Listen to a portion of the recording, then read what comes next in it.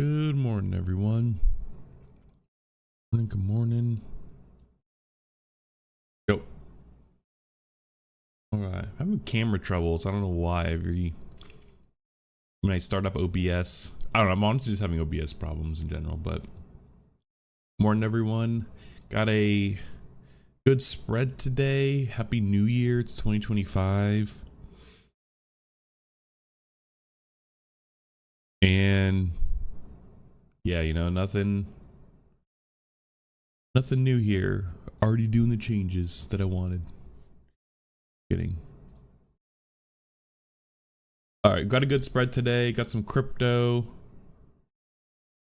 slash space news, I guess. Some robotics news, a little bit of AI. We're gonna take a look at the National AI Opinion Monitor, started by Rutgers University School of Communication Information, about tracking public opinion on AI. And I think you know, there's people who follow it, like AI, emerging tech, closely, have a bit of a out of touch view, in my opinion. Most people literally just don't even know what like really ChatGPT or AI is, or just have never even heard of it, or only know the name or know in passing. And so I think this is a little bit, it'll be like ground things a little bit. Yeah, and then we're gonna look at this mining startup backed by Bill Gates and Jeff Bezos that is valued at insane amount of money. 2 billion, 3 billion. So, and then we'll start off with this. Whoops. China's new AI model breakthrough, and this is likely in relation to DeepSeek v3,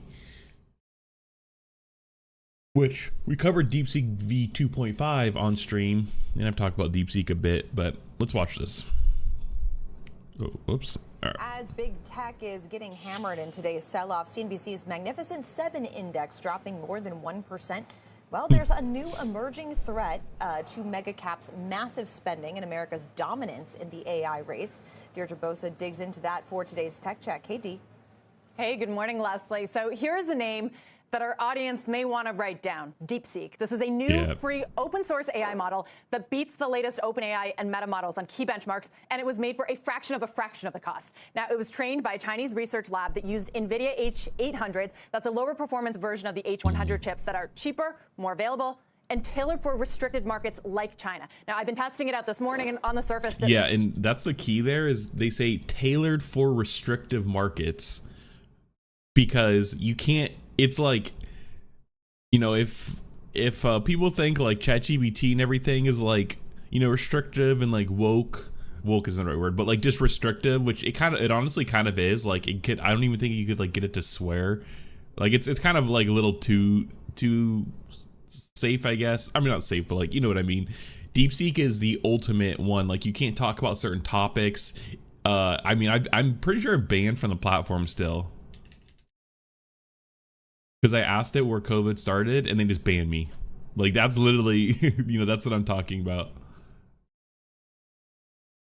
I wonder, let me try and log in. So, I mean, yeah, it's tailored to restrictive markets, but like, that's not good. And yeah, it says, my account was suspended due to violation of our policies. So, okay. Anyways, so I mean, I don't know. I think that like technological wise, like, yeah, they might have trained it on a trained it good and everything. Like, that might be a good like starter, but like the actual platform itself is kind of dumb. Like, it's way too restrictive, and like, if I'm gonna be banned for asking like, you know, controversial question, especially for China like that, like, I don't even know. Acts just like OpenAI's ChatGPT, and in fact, it actually thinks it is ChatGPT. Yeah, and that's another thing, is where like people are asking it like what model it is, and it was saying that it's ChatGPT and stuff. Also, a problem that I ran into is that since it's Chinese, sometimes it would randomly output Chinese instead of English or Mandarin or whatever, and so I was like, okay, I mean, that's I don't know. When I asked, what model are you? It answered, I'm an AI language model created by OpenAI, specifically based on the GPT-4 architecture, suggesting that it was trained on ChatGPT outputs with leaving aside terms of service violations. It means that entirely new state-of-the-art models can be built on what is already out there. Which is insane. And also, you could just, no offense to China, but like they play into kind of their like IP law thing a little too much. Like, bro, like come on, like if it's trained on the output of ChatGPT, like, bro, I don't know, you can't. Like it's just a bad look, I guess. Come on, guys. In other words, OpenAI's moat may be shrinking. If a model like DeepSeek can emerge with competitive performance, minimal cost, and reliance on existing outputs, it signals a rapidly shrinking barrier to entry in AI development, challenging the current dominance of industry leaders like OpenAI. Based on technical tests designed to measure its coding performance, DeepSeek outperformed other models, including Meta's Llama 3.1 and OpenAI's GPT-4o. Yeah, 3.1, but mind you, we're on 3.3 now. Why would they use 3.1? That's the thing about these the benchmarks too, is like the ones that are actually released by the companies themselves are just very like nitpicky. Like here, like I mean, like yeah, but like even here it's like nitpicky. Like, you know, it's better in some, like 1, 2, 3 out of all the like it's like come on. This one is actually much better at everything in, so this one's fair. Same with math, and obviously Chinese. I mean, yeah, sure. But, yeah, interesting. Also, DeepSeek, this company, I'm pretty sure is a,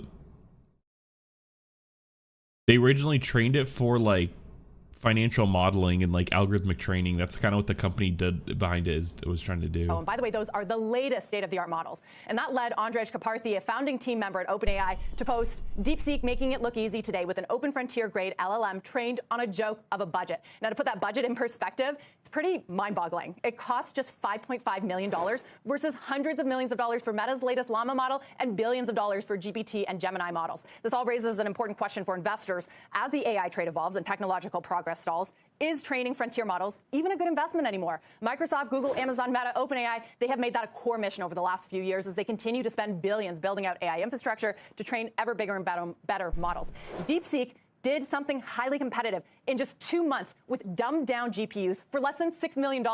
And guys, let's not forget this fact. It comes from China, whom Sam Altman and others say poses the greatest competitive threat to the dominance of US-led AI. Now, this model is going to be tested in the weeks and months ahead, but the implication, guys, of this is just massive and will ripple through the AI community. Yeah, I think the training and everything, the cost of that is kind of where it's more so impressive. The platform or whatever is like, I don't know, the censorship or whatever kind of just ruins it for me. So I mean, that's kind of whatever, but I do wonder, like, there are more research and like R&D and things that they've then figured out to train it on lower tier NVIDIA models or either cheaper money. I wonder what, or cheaper, or just cheaper cost. I wonder what they actually figured out and what strategies they're using.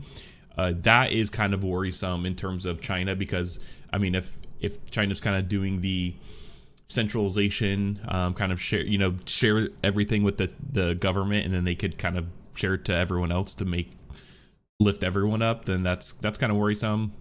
And that's why I really feel like we need to start publishing these other, like the closed models that we're kind of seeing dominant in the US. We need to really start publishing and sharing information on training and everything, just to at least lift up everyone. But yeah, I don't know. Then America with like more capitalism mindset, it's about like crushing competition and whatever. Like it's kind of, we're in that phase right now where it's like it's more so competition is high and everyone's trying to get on top of each other.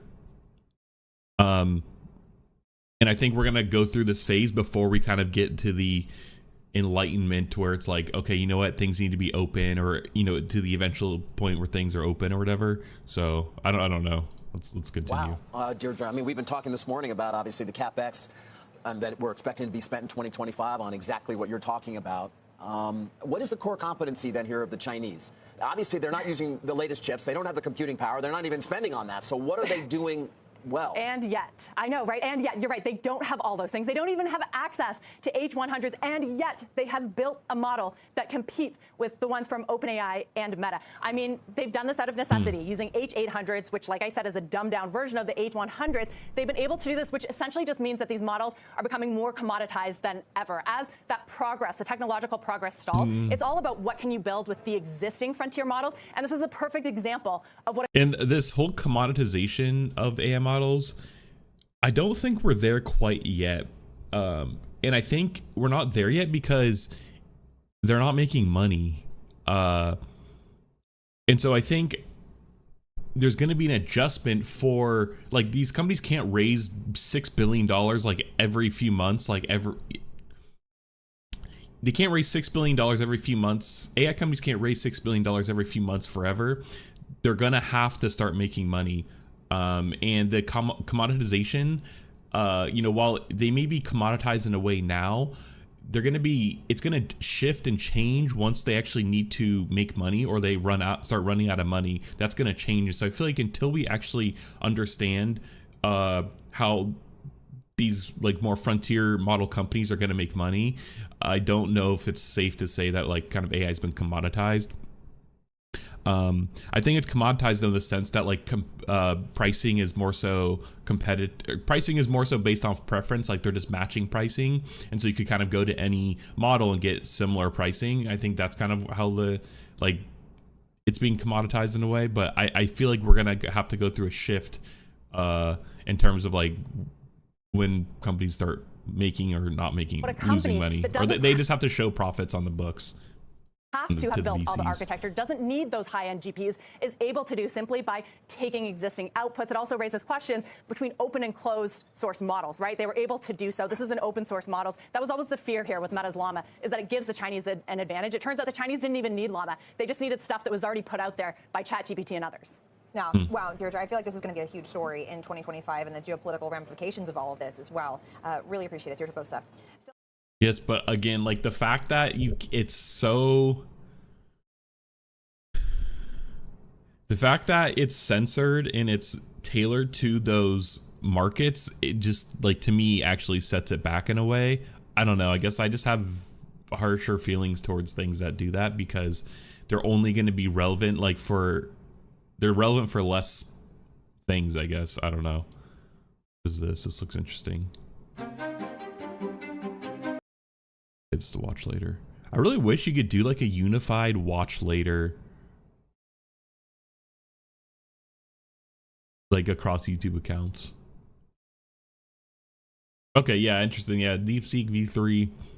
We'll see. They definitely innovated on something, so I'm curious as to what that is. I don't know. I can't really do anything because I'm banned, so yeah. All right, we'll continue here. We'll move on. Yeah, mining startup backed by Bill Gates and Jeff Bezos is valued at $3 billion. And I think that there's an interesting, there's definitely been a shift now with kind of these more traditional style companies like mining, manufacturing, energy, like industrials. I think that there's kind of been a shift, like a more new age shift in these companies that are kind of positioning themselves more as, like, you know, the underpinning of these emerging technologies like AI, energy, robotics, like batteries. I guess that's energy, like clean energy. And they're kind of marketing towards that. Like, there's been a lot of new, like, companies being started for uranium because, you know, there's a lot of talk and investment in nuclear energy, small modular reactor stuff with big tech. Metals is seeing, you know, a resurgence because we need, like, things like lithium and, like, other high profile metals to make this, you know, clean energy and, like, semiconductors, stuff like that, you know. So I mean, that's, you know, we're seeing continue to go up. I think hydrogen, even, because we're using it for more things, especially rocket stuff. But I don't really know that. I'm not gonna be confident in that. But anyways, this, I mean, you know, I don't know, it's kind of coming back. So let's read and we'll see what this is about. All right. A mining and artificial intelligence. Okay, so this is an AI startup. I didn't even realize that. Mining and artificial intelligence startup backed by Bill Gates and Jeff Bezos has raised $537 million in its last funding round as it seeks to become a key player in the race of critical minerals needed for the energy transition. And mind you, this is like how much Perplexity AI has recently. They raised like $500 million recently. So just a comparison. And I think they were valued at like $9 billion though. So actually just, yeah, interesting. Berkeley-based Cobalt Metals said in its Series C funding round, valued the company at $2.96 billion and was co-led by investors T. Rowe Price, which have been joined by Durable Capital Partners. Never heard of Durable Capital Partners, but definitely T. Rowe Price. Existing investors include Gates Breakthrough Energy Venture and U.S. venture capital group Andreessen Horowitz. Also participated in the round, along with new backers, including private capital group Stepstone. Cobalt, which is rated $1 billion today, is among the Western mining companies seeking to compete with Chinese rivals to produce metals such as copper, lithium, and nickel. Yeah. I mean, copper, you know, copper is used in a lot of tech stuff, especially cabling, especially low voltage like Ethernet cables, coax cables. Those are all copper. Lithium, obviously, in batteries. Nickel, I think, is also in batteries too a lot. And let's look at nickel.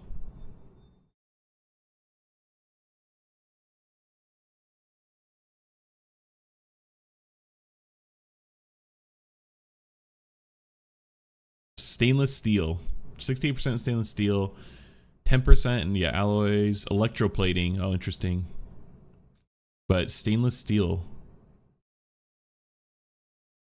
Yeah, magnets, rechargeable batteries. Okay, yeah. So that's, I think that's primarily why. 'Cause, yeah, it's in batteries. Invar. It's like I'm playing Minecraft. I'm like trying to think back. Okay.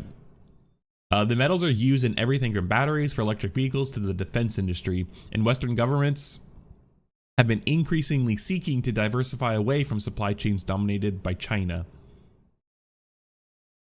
Cobalt said it's discovered a huge deposit of copper in Zambia. I mean, yeah, but like, yeah, I guess, yeah. They made it seem like it was gonna be like domestic, like they're like mining it here in the United States. But China has a big hold in Africa. So that's why I was kind of, it's kind of surprising that these guys are in Africa too. I mean, it's kind of like dangerous too. And yeah, I don't know, it's crazy. As part of these efforts, the U.S. is helping finance the revival of the Libido railway line that will transport critical minerals across swaths of Africa and connect the Democratic Republic of Congo, Zambia, and Angola. Dang, okay, so China actually has done this before. They've invested in several African lines, train lines.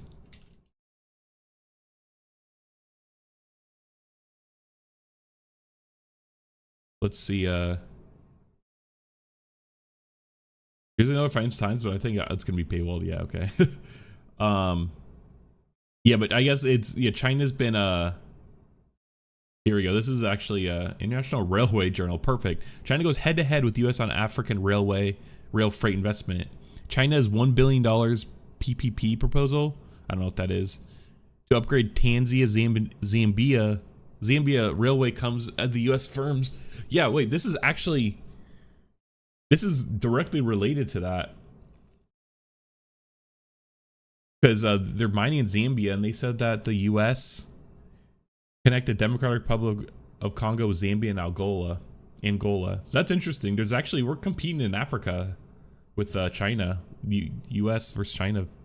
Interesting. Okay. Cobalt, which uses AI to comb through historical and scientific data to identify untapped mineral deposits, said in February that it had discovered a huge deposit of copper in Zambia. The $2 billion Mngomba site would produce at least 300,000 tons per year from the 2030s, Cobalt said. So there's $2 billion worth of material there? Cobalt's co-founder and chief executive Kurt House said about 40% of the new capital would be spent on developing existing projects into mines, with the Zambia copper project taking the lion's share of that. Interesting.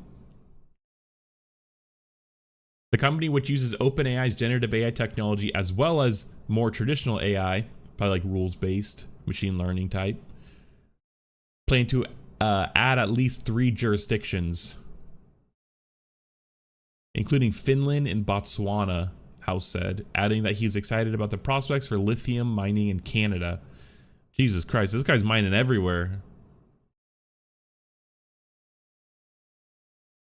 It's also interesting because I guess you don't really read about this stuff that often, and like this is like mines like this are everywhere already. Yeah, it's interesting. House said he was confident there was broad political support in the US for improved access to critical minerals, despite incoming President Donald Trump having indicated that he wants to roll back support for electric vehicles, a key market for metals, including lithium. Yeah, interesting. Yeah, but I think just in general, batteries outside of electric cars are, you know, likely going up or always will be in demand. So I don't know. There's very broad bipartisan support for diversifying the supply chain, the supply of critical minerals. Because this is a national security priority, he said, we've had plenty of conversations with people who will be associated with the next administration who are very enthusiastic about Cobalt's mission. Yeah, so I mean, they clearly talked to Trump advisor people, and they got an inside scoop. Cobalt plans to hire aggressively and add data scientists who have more traditional technology background to its teams, as well as geoscientists to survey possible deposits and collect data, said the House. The company was likely to go public within 3 to 5 years, he added. I'm actually surprised they're not public. There's a real demand from mining majors to partner with Cobalt, so clearly they're doing something right, said David George, a general partner at Andreessen Horowitz. I don't think there's an obvious modern competitor in the space. Interesting. I just imagine that most Cobalt is kind of an outlier, and like most traditional mining companies are they're just traditional mining companies. They don't really do anything different. I don't know. I mean, like, they're not using technology as intertwined as they are. We'll look up at their website here after, but that's what it seems like. Cobalt has an exploration partnership with mining major BHP in Western Australia and is also working with Rio Tinto. Carmichael Roberts, managing partner at Breakthrough Energy Ventures, said Cobalt's AI-driven approach to mineral exploration could create a more secure, affordable, and energy future for all. I mean, that's a little broad.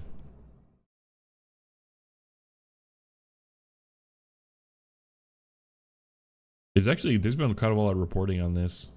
Okay, let's look up the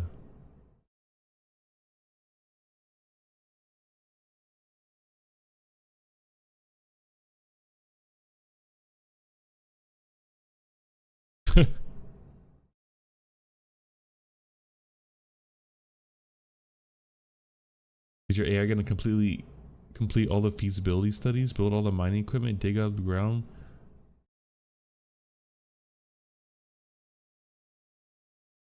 This is interesting.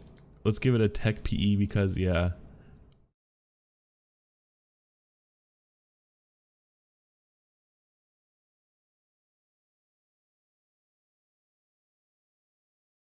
I guess I am curious now the specifics because I'm just zoning out there. Because like this is kind of true, but I just don't know enough about the mining like life cycle to understand. Let's look them up and go to their website.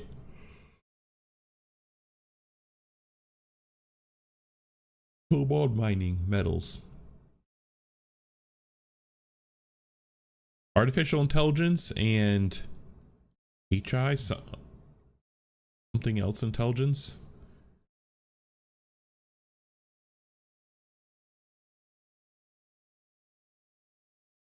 They lead the world's largest exploration R&D effort to advance the frontier of exploration technology with AI and novel hardware. What does that mean?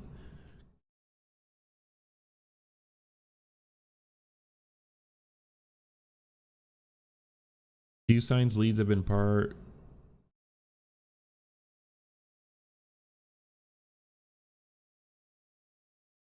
Efficacy of information. Enabling Cobalt to determine which data to collect at each exploration step to maximize uncertainty reduction.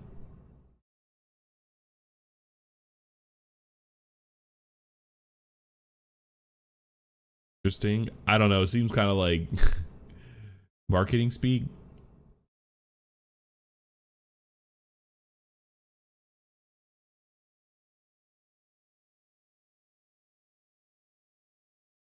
Interesting.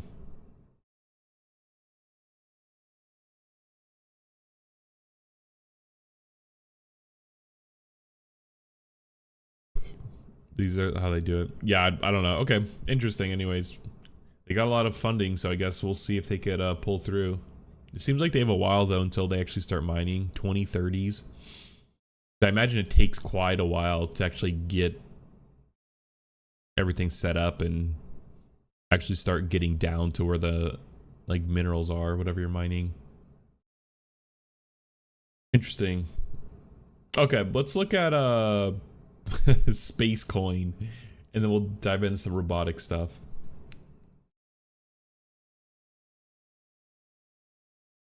Space Coin deploys first satellite for decentralized space connectivity. Let's look up Space Coin. There's two. A digital currency to use throughout the universe. Decentralized blockchain launched in September 20th to provide a currency, infrastructure, and financial tools for life in space. This will be accomplished with advanced technology and establishing a strong community of space and crypto enthusiasts. The citizens of Earth need one decentralized financial network for all to use when going forward in space, and never Spacecoin fills that role. Okay, but like the entire thing with all this crypto stuff is like everyone has a specific blockchain for this one specific thing. Like, how is that? I just don't understand how that's even feasible. That's like having money that only works at coffee shops. You're like, oh yeah, this is my coffee shop like dollar, and like they only work acceptable at coffee shops.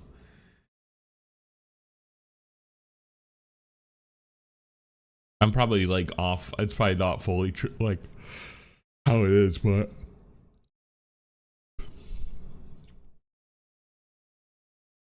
like what's the actual network are they using?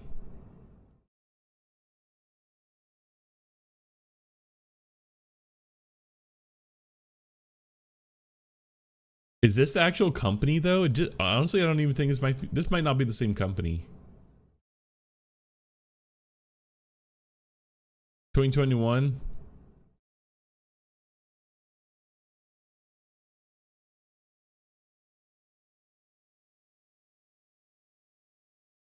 I feel like this is not the same company.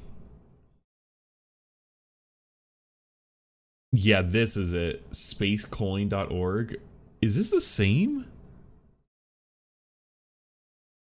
Okay, it's actually different.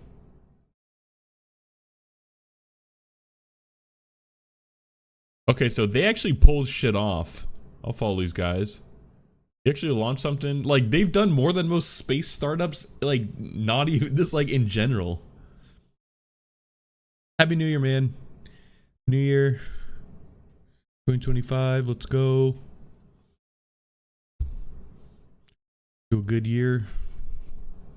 All's good. All right, Space Coin.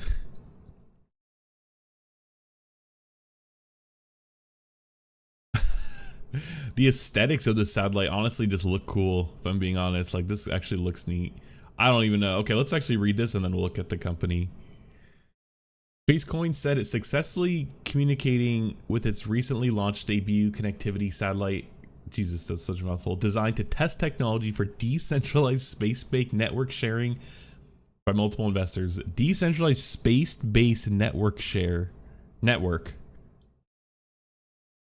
That's like so buzzwordy. We all have established regular communication with the satellite, Spacecoin founder Tae Oh said, following SpaceX's December 21 Falcon 9 rideshare mission to low Earth orbit. Tae Oh. The venture aims to start testing its CTC-0 small satellite next year, initially demonstrating space-enabled text messaging to specialized handheld antenna, but ultimately directly to standard smartphones. Space-enabled text messaging to a specialized handheld antenna. What problem? Who's this solving for? Teo up here spun the venture out of US-based software firm Glua, which specializes in providing financial services to emerging markets using blockchain distributed ledger technology, often associated with cryptocurrencies, that acts like a digital record book. For Spacecoin, the credit coin blockchain platform, bro, this is a meme. This is a joke. Would help manage a constellation of small satellites by securely tracking operations and facilitating payments without a central authority. CTC, the shorthand symbol or ticker for credit coin, functions as a transaction medium within the network. Okay, but that's different than Spacecoin. O said the network would be more secure without a centralized authority or censorship resistant. I mean, yeah, obviously it's every blockchain. By having a decentralized platform, you don't need to get third-party government or telecommunication permissions, he said. You can get directly connected to your content provider, person, or the machine that you want to communicate with. I see.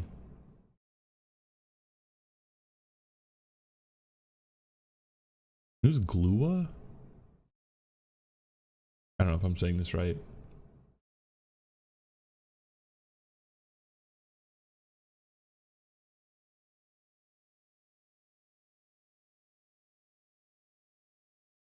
Is limited in collaborating with the central bank. Wait, is limited? Oh, is collaborating with the Central Bank of Nigeria. Is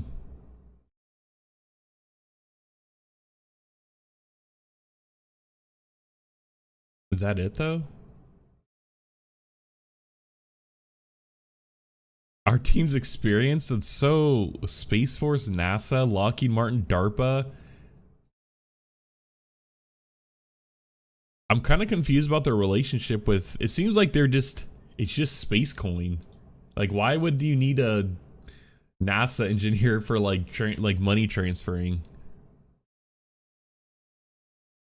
Developer of Credit Coin. See, there we go.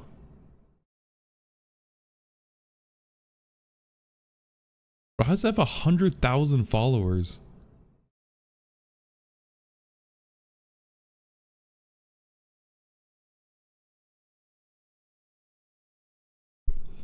Dang. Okay, let's continue. He said, anyone who adheres to Spacecoin's open standards and willing to invest in building and deploying at least one satellite can participate in connectivity and as a connectivity provider within the network.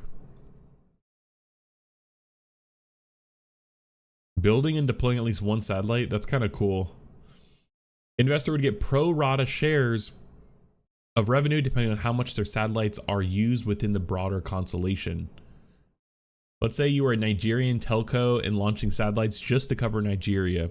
Spacecoin CEO Stuart Gardner said in an interview. Wait, who's this Taekwon guy? Or Teo? Oh, he's a founder. As those satellites traverse and leave Nigeria airspace, they sit idle until they come back around and target the Nigerian region. But by being part of the broader constellation, as those satellites pass over other areas in other jurisdictions where we have customers, your satellite can then start to provide a service to those regions as well. Interesting. I understand. I see that now. I understand the use, but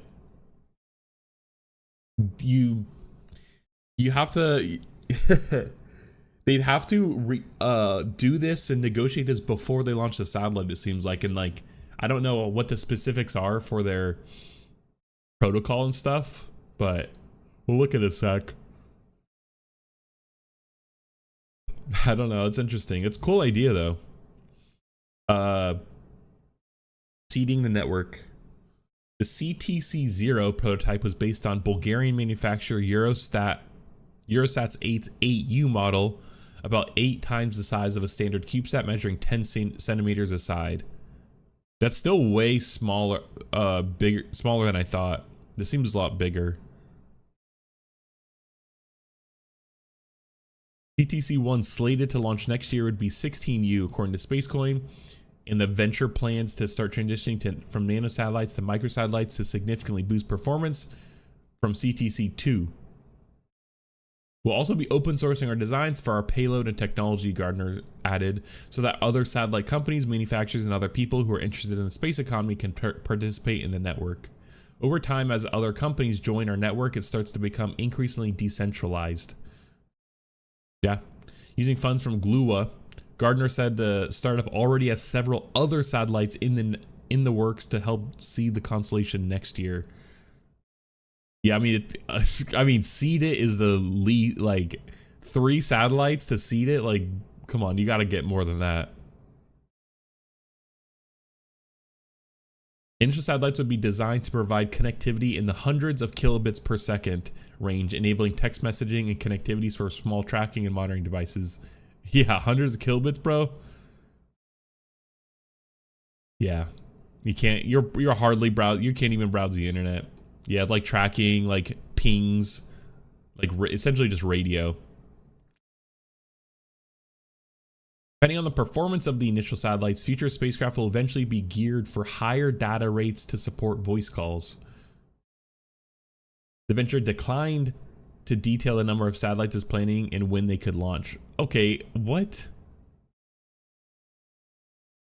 Higher data rates support voice calls? Like, yeah. It seems like that before they might not even get to like having like quick full internet, like megabytes per second speeds, at least, or more than that, to get away from just like voice calls and text messaging. Like, I don't know. Who's gonna use that? Gardner said the venture has already identified low data rate business cases for roughly the 2.6 billion people in the world without internet. Yeah, but I feel like that's not the issue. Identifying the issue is the easy part. One of the prospective clients we're speaking to in India told us that they have 20 million fishermen in southern India who every day go out to sea with zero connectivity, he said. And they are very interested, even at the most basic level, if they can provide SMS capabilities to these fishermen.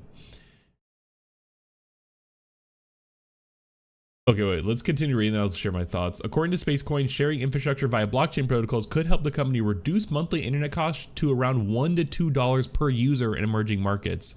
Yeah, this emerging markets seems to be the key thing here. This coin, or this company is making this other, the credit coin, and also this company is working with Nigeria, and so that makes me think, yeah, primarily emerging markets, which has kind of smaller margins, I guess, because it's the economy is left to develop, less money to spend. So $1 to $2 per user in emerging markets, that's cool. But now they're essentially at threat to any existing constellation, like internet constellation company, i.e. Starlink, SpaceX Starlink, Elon Musk Starlink, to come in and provide just faster speeds at reasonable cost. I think Starlink is kind of pricey, so they probably have a while before they break into emerging markets, but I guess that's the risk right now. And I guess if you have 20 million people and you're getting $1 to $2, it's costing around $1 to $2 per month. That's like not $20 million a month. That's not bad. I don't know what their operational costs are, how much it costs to send satellites up. Probably less than 20 million, or maybe even around that. Probably less. Initial tests would take place in Nigeria, which is among the first countries to allow the venture to test mobile satellite services in the S and L spectrum bands. I see. So this is more traditional radio, seems like. SpaceCoin is not the only company seeking to leverage blockchain capabilities in orbit. The startup also faces competition from established and global MSS connectivity providers Viasat and Iridium. Yeah, these are the other guys. Okay, so this MSS connectivity seems to be a standard then.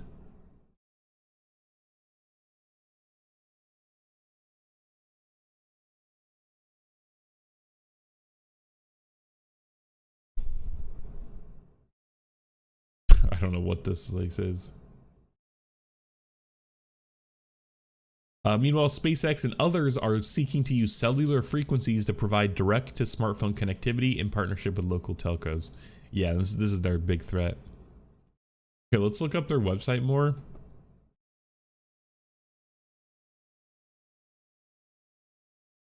Okay, DPIN, decentralized. What is a DPIN, or physical infrastructure?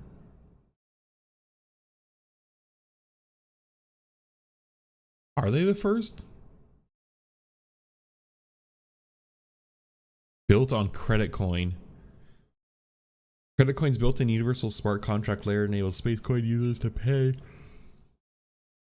their internet fees on on-chain assets across multiple networks without the need for bridging user-friendly experience. Oh, okay. That makes sense then about like why they would have a different actual like coin on the back end. So it seems like it actually go between networks. So it doesn't actually really matter what the network is. So then who do they support then?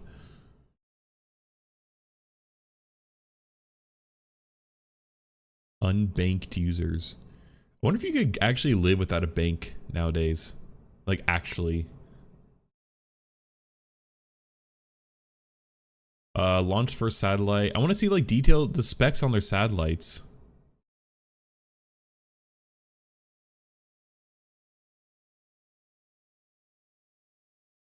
Check out their profile. Claim no exclusive access to SpaceCoin's 5G network.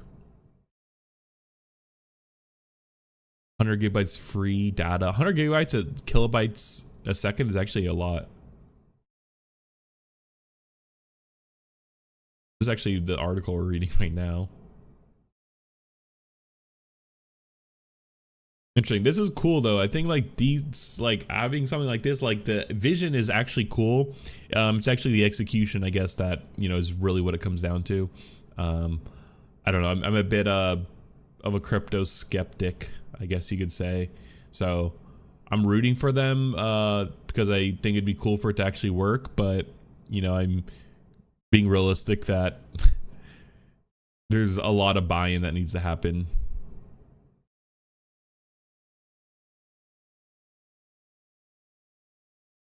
But this guy's like deep in the crypto shit.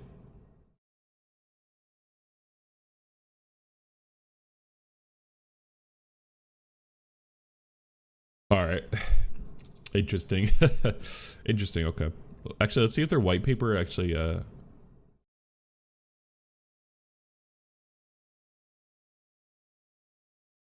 long. It's June 16th. Move quick.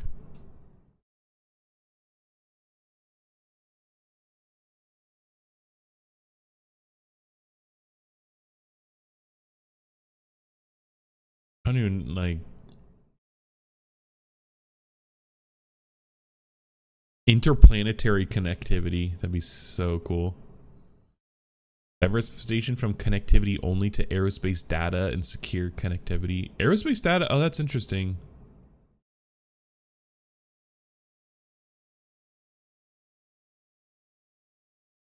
Multiplanetary will be inevitably deploy telecom and blockchains on each planet we live on. It'll be crucial to connect them. The Space Coin network, like the name, no offense, is just like off. Space Coin, like come on.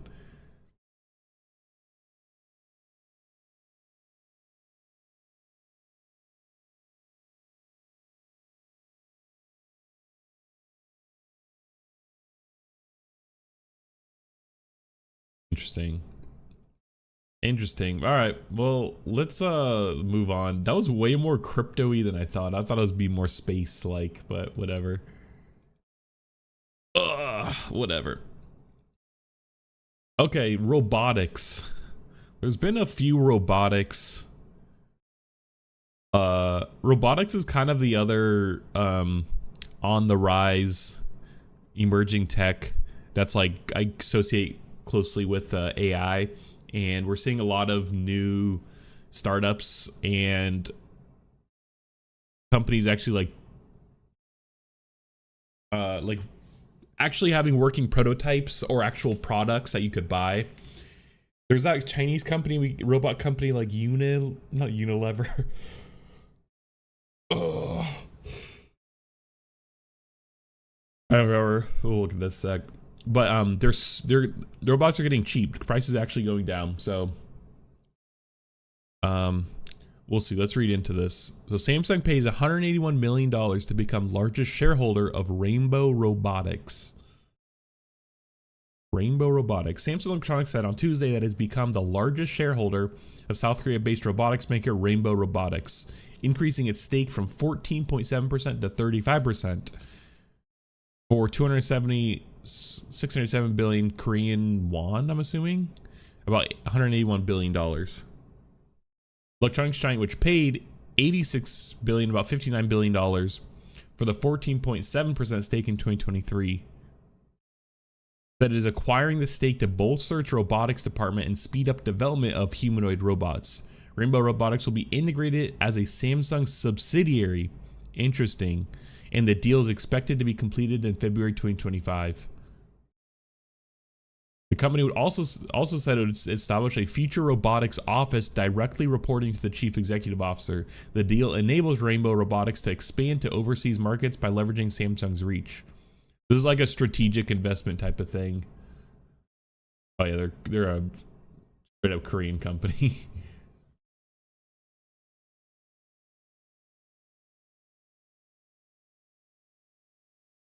What a interesting website.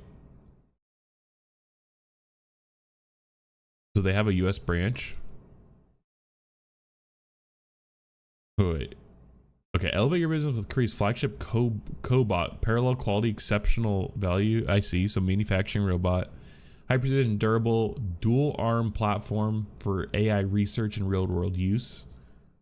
Thing, empowering telescope mounts with advanced robot technologies. That's interesting market. Korea's flagship quadruped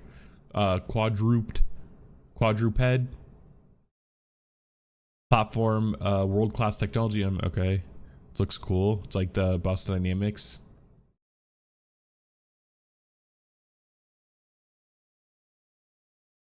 Interesting that they have these telescope mounts.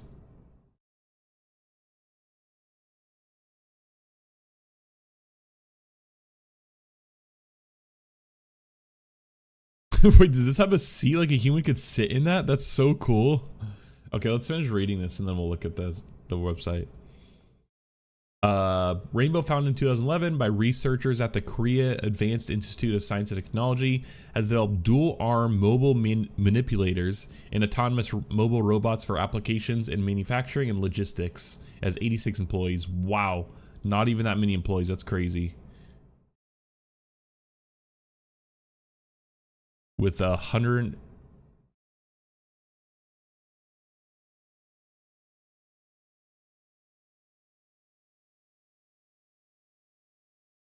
Are these numbers right? Wait, I'm just realizing.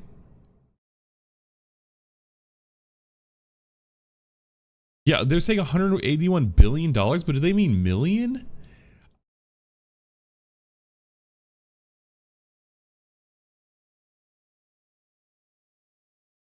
Am I reading that right? Huh. So is this what the... I think that's wrong. I don't know about that. Because like this might be a 267 billion won, but the way won works, it's like 1,000 won is like $1. And so like I don't know. Okay, and anyways. Because I was like 86 employees and $181 billion. Like that's, I was just like, what? Like they could last forever. The runway's insane. But I was like, this has to be million. But yeah, it's million. But I don't. Yeah. Anyways, okay. The founding member of Rainbow, Dr. Jun-Ho Oh, the former largest shareholder of the robotics company before the deal and an honorary professor of KAIST, will stay on board to lead a new effort called the Future Robotics Office at Samsung and serve as an advisor. Interesting. Samsung's is only the latest to enter the race to develop humanoid robots that can do more autonomously. Microsoft and OpenAI are planning to use their tech for humanoid robots, and Tesla earlier this year showed off its own take on humanoid robots, Optimus. Nvidia too has plans to release a new line of compact computers for humanoid robots called Jetson Thor next year. In 2022, Samsung said that robotics, along with AI, 5G, and automotive electronics, would be a key part of its future initiatives, suggesting that potential acquisitions in this field may be on the horizon. Interesting. Robots, AI, 5G, automotive electronics. Interesting. Actually, I think, was this, yeah, I was actually going to cover this story. I forgot. Let's just look at it real quick because we're on the robotics hype. NVIDIA's next move, powering humanoid robots. The chipmaker giant NVIDIA is leaning more heavily into robotics in 2025. More specifically, in the first half of the new year, confirms the Financial Times. Dang it. Bro, the Financial Times is like, they've had a lot of good reporting stuff, but they're so expensive. Confirms NVIDIA is launching a new generation of compact computers for humanoid robots called Jetson Thor. This name is weird, honestly.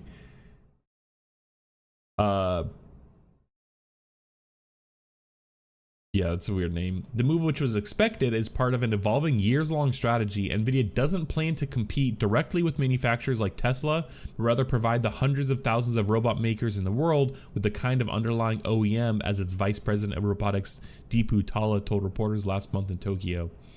Interesting. And this definitely seems to be a strategy NVIDIA does, just because of the computing, but they don't actually compete like at a higher level. They kind of know their place in the market. Because they could easily, you know, and NVIDIA has been creating like AI models, but they could easily use their compute power to create AI like business themselves and like kind of spin that out. But they definitely know that their place in the market, and like they kind of are this underlying OEM type now for data centers. That's kind of what they're going. They have networking, you know, like intercommunication. They have like their GPUs, servers. You have all kinds of like equipment that is essentially this, but for data centers, and which is the underlying, you know, backbone of AI, and they're kind of just trying to get on that with robotics too. And realistically, robotics are also going to have some sort of, you know, likely data center like compute to talk to people, to talk to them. Maybe not eventually, but like for now, I think they're going to have like data centers are still going to be used for robotic stuff. So NVIDIA is definitely setting themselves up. And this is also why, like, no offense, like, I mean, like, not no offense, but like I'm a long holder on NVIDIA stock, and I haven't sold during the peaks because it's just gonna, you know, they're kind of gonna bounce from trend to trend. I feel like NVIDIA is definitely set up in that way, and if they just continue iterating and actually producing their, you know, making better and better compute platforms and investing in software and kind of the full stack like they've been doing, especially software, like literally like these past few weeks, there's actually been quite a few reports coming out and studies about looking at competitors to the Blackwell series and the H100s, and like kind of just comparing all of NVIDIA's high-powered GPUs to their competitors like AMD, and like Semi-Analysis, which did a big study recently on versus NVIDIA versus AMD in terms of like which GPU is best for AI compute, and like the AMD one was so riddled with bugs that they said it's like they could hardly even get the benchmarks to run just to see like the if it really even works. And I guess then like that's literally why I just don't really think anyone's going to catch up to NVIDIA anytime soon. Even if someone does make a legit chip to compete, there's other things in the ecosystem that they need to like actually surpass or get people to move away from NVIDIA. And I mean, it's just not really going to happen anytime soon, I don't think. And now we have robotics, you know, assuming next few years we kind of get the big innovations we've had with AI and robotics, like, yeah. I don't know. I guess I'm pretty bullish still on NVIDIA. Okay. As for now, Talla tells the Financial Times that the shift owes to two technological breakthroughs: the explosion of generative AI and the ability to train robots on them using simulated environments. And again, NVIDIA has, this is what, actually, I think this is what the article even said, because NVIDIA is working on things to train robots using real life, like real life, or using simulated life, I guess, like real life but simulated. They have their Omniverse replicator, which is like the most scary. It was such a scary name. Omniverse Replicator is a framework for developing custom synthetic data generation pipelines and services. Developers can generate physically accurate 3D synthetic data that serves as a valuable way to enhance the training and performance of AI perception networks used in autonomous vehicles, robots, and intelligent video and lived applications. Yeah.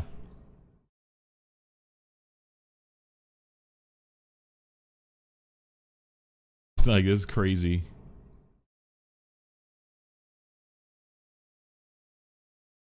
Yeah, replicator, what it could do, it could, yeah, like rare events, learning, non-visual, occlusions, expanded sensors, like, that's crazy.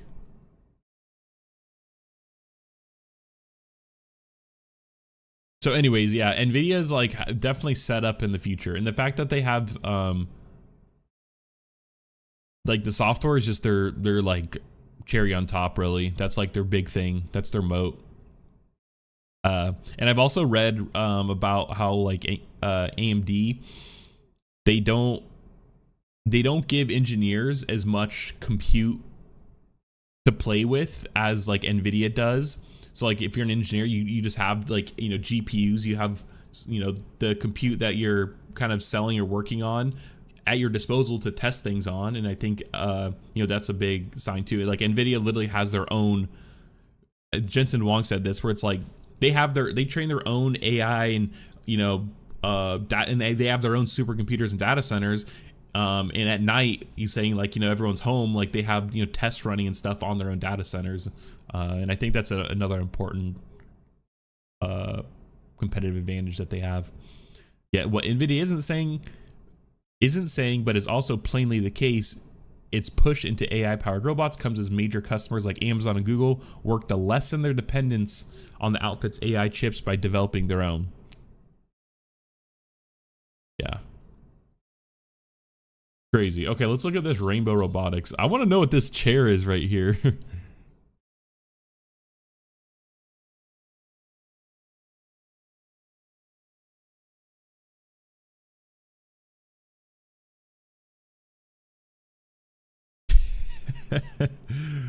Like, this is meant for someone to sit in, right?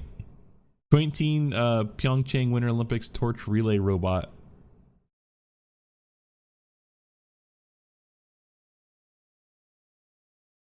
Bro, it even has arms that you control like this. What the hell? This thing is sick.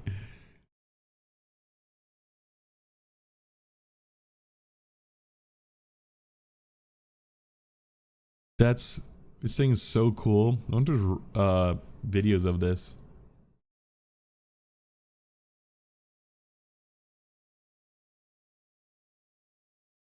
Look it up on YouTube.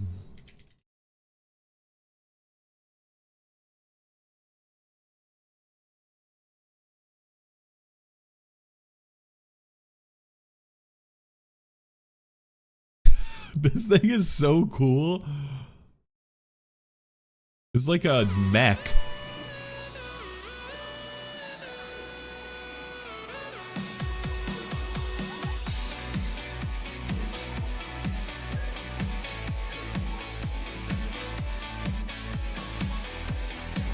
This thing is sick.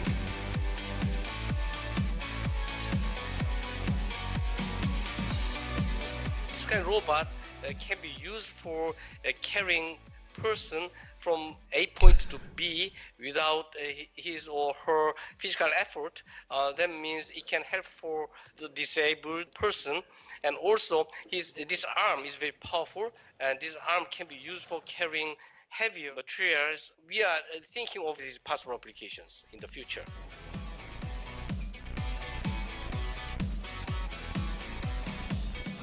Make the robot stable as it would fall. Yeah, I mean.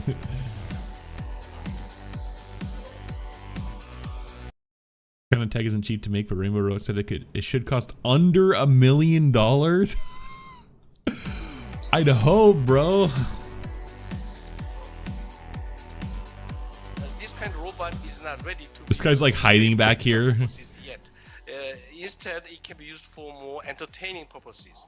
It can be used for, say, some kind of amusement parks or events. Interesting. That's what they kind of say it's used for. Let's watch this and then we'll move on. I actually went to I've been to the like resort where they did a lot of the Winter Olympic events in Korea. I snowboarded there. Let everyone shine and shine. 이 세상 그 어디든 밝게 비추리. Let everyone shine. Let everyone shine and shine. 이곳에서 그대를 비추리. You need like an umbilical.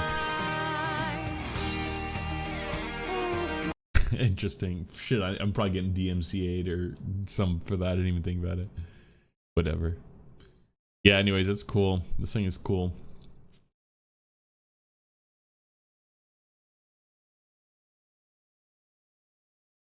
So this thing seems to be their flagship one.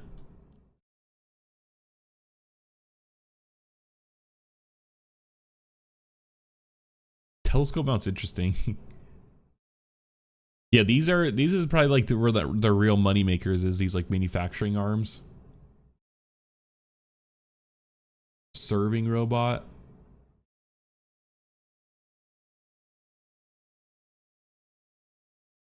Where is, okay, we're over here.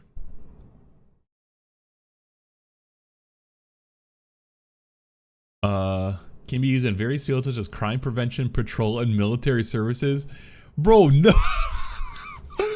Bro, they just straight up put a gun on this. They're not even like, you know, maybe be careful. Just like, nope, it's used to prevent crime. Like, it's used as a weapon. It's like they put this gun is insane. Oh my gosh, relax, guys. Okay, military. It's almost like they really want it to be used for military.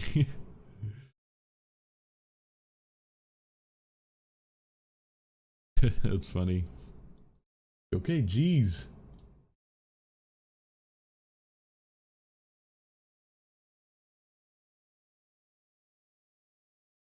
I wonder how it compares to Boston Dynamics. That's cool. Has like a lot of ports here. Looks like a Raspberry Pi type of shit. I wonder what's like compute, like what it actually runs. 3 hours? It's like nothing. And only 2 hours consistently. What's the 10 and the 5? What's the difference? Or the 10 and the 3?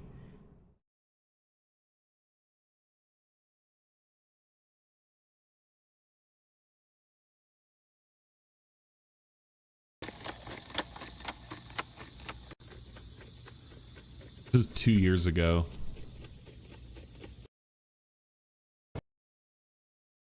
Six months. Wait, they make these guys? Have you seen these? That Korean place, this Korean barbecue place has these.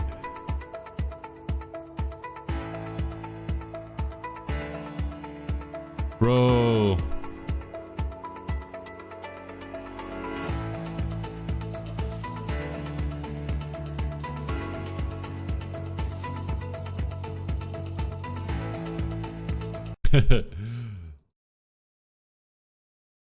Oops. Here's a serving robot. Dude, honestly, these things are sick. They're cool.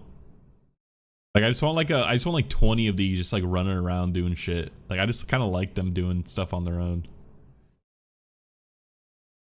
12 hours. Wow. That's like a full day's work. And it only takes 3 hours to charge? What the heck? That's actually crazy.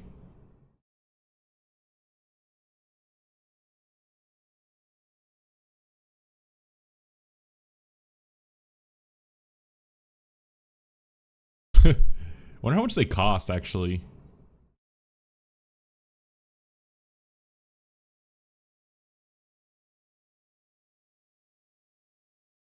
See if they have a price on here.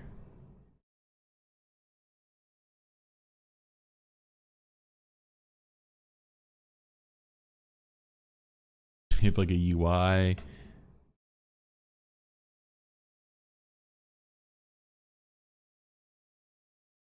Office, bro. I love like use these in Office to deliver shit. Like it's cool.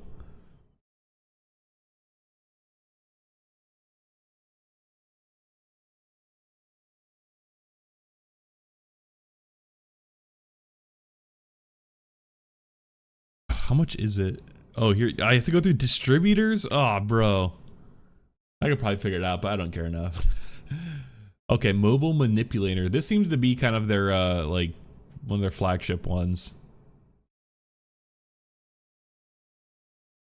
Also, like, yeah, I take that back. I was like, why do all humanoid robots, I know besides to look like a human, but they all have legs? Like, yeah, bro, like, why could, like, just use wheels? But I was like, okay, well, like, stairs, but I'm sure you could figure out a way for them to go upstairs still.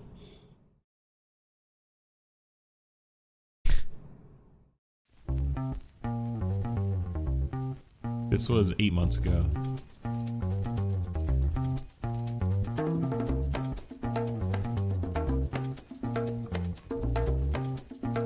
Oh. Look at like self-correct.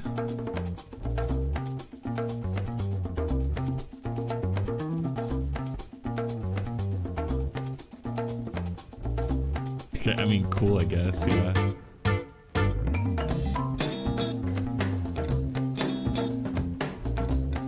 We're grooving. Sick, okay. This one's like less cool than the others. Just saying. And here's their humanoid robot.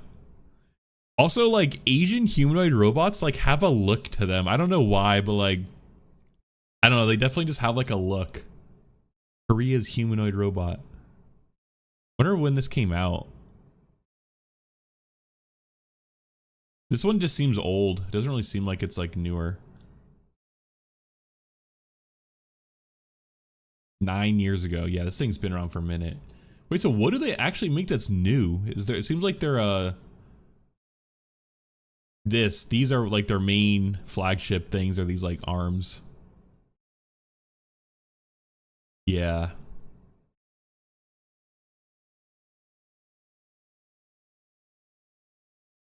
Yeah, welding.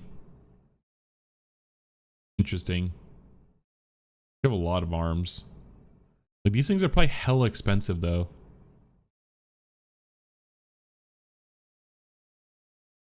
Interesting. I do wonder what their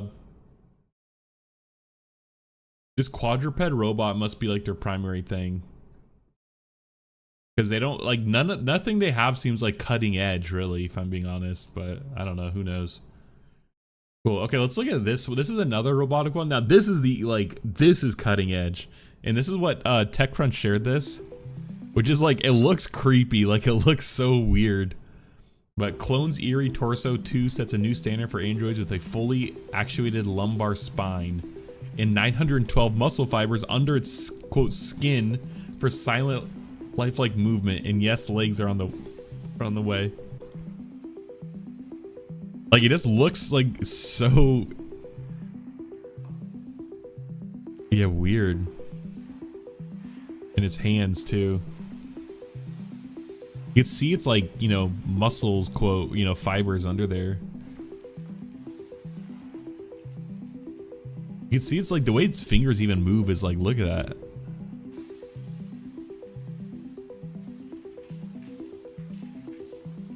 Interesting. Let's use like pneumatics or something down here. You can kind of see these tubes. It's like pressure. And this is, I found, this is the website here, Clone Robotics. Reserve Alpha. Pre-installed skills. It's available in 2025. I don't know. Bro, okay, wait. Clone is manufacturing only 279 units of the limited edition Clone Alpha. These are musculoskeletal androids. And it's crazy that they're using androids, not robotics. Designed for home with the telekinesis training platform to attempt to teach the clone new skills. Pre-installed skills. Memorizes your clean home layout. Interesting. Memorizes your kitchen inventory, capable of witty dialogue. Okay, I don't need fucking my robot assistant chirping at me. Like, shakes with your hand. Shakes hands with your friends, pours drinks for you, makes you sandwiches, washes, dries, and folds your clothes. So this is literally like the maid robot that like I'm hoping for eventually. Vacuums your floors, turns the lights on and off, sets the dining table, loads and unloads the dishwasher, follows you around, holds items for you, retrieves items for you, charges itself, equipped with telekinesis training platform to teach you skills. These are such insane bold claims for this year, especially if this is where they're at. So okay, let's just go to their front page here and explore a little more. So that's Clone. Clone is a bipedal android companion made for individuals and businesses alike.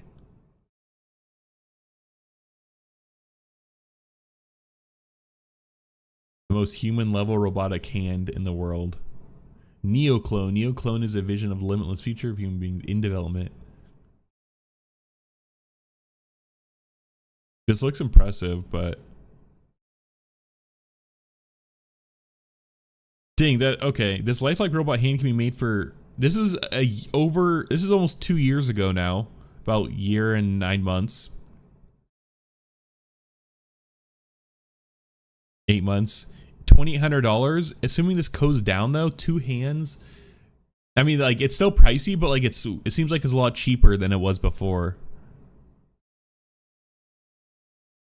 But like all of this based off of a hand is kind of like is like bold. Like these are all renders too, like nothing actually like works.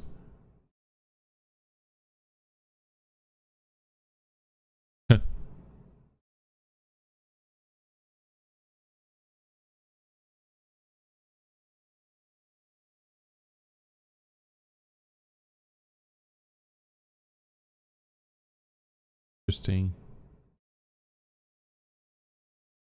This is an interesting innovation. I'm just like trying to figure out like which side is which. Okay, muscular system. The clone's muscular system animates as skeletal thinks. The skeletal thinks. Oh, animates thanks to clone's revolutionary artificial muscle technology, myofiber, pioneered by Clone in 2021, which actuates natural animal skeletons by attaching each musculotendon unit to each anatomical accurate point on the bones. Interesting.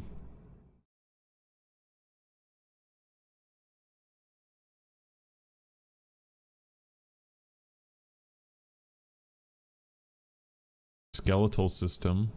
Oh, I see. That was muscular system. Skeletal system. Clone skeletal system contains 206 bones in the human body with a small. Why though? The small number of bone fusions. The joints are fully articulated with artificial ligaments and connectivity issues with one-to-one ligament and tendon replacements on the skeleton. Okay, but the whole idea I thought with like robots is like we could have them look and be whatever they want. Is the human design the perfect design for navigating? Arguably because humans design the world around how humans are, that might be the best way, but there has to be efficiencies, especially considering that like it's a robot and we could train it to be in any form or way it like, it wants. Like, like how do we know that this isn't the perfect form yet, and like we're spending this money to like replicate humans? I guess though, like if the world is designed around humans, and that's probably a good bet. Yeah, I don't know. The clone's nervous system was designed for instantaneous neural control of the values, and thereby the muscles with only proprioceptive and visual feedback. The clone will be equipped with 4 depth cameras in the skull for vision, 70 inertial sensors that provide joint level proprioception, angles and velocities, and 320 pressure sensors for muscle level force feedback. What the heck? Oh my gosh, look, it's using the Jetson Thor, which you just talked about. The control board for the valves and sensors fusion feedback are mounted along the vertebrae with lightning fast microcontrollers, sending and receiving information to and from the NVIDIA Jetson Thor interface GPU, and running the skull running Cybernet clones Visio monitor foundation model. Holy shit, bro! These guys are so far ahead. Like, I need to see more working things that actually believe like how far ahead they are. But like, they have the shit figured out. They have like different systems. Like, it's the most sophisticated hydraulic powering system ever designed. The 500-watt electric pump, as compact as the human heart, able to pump liquid at 40 s. I don't know what that means, but that's crazy. Aquajet valve technology combines 100 psi. Dang.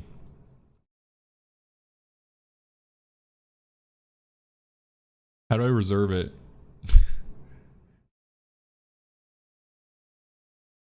Follow clone.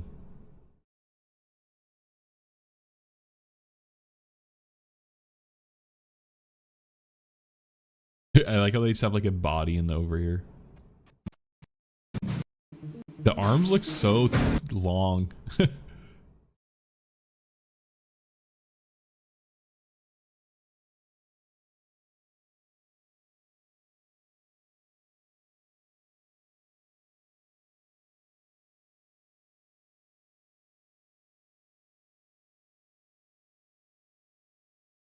This is crazy.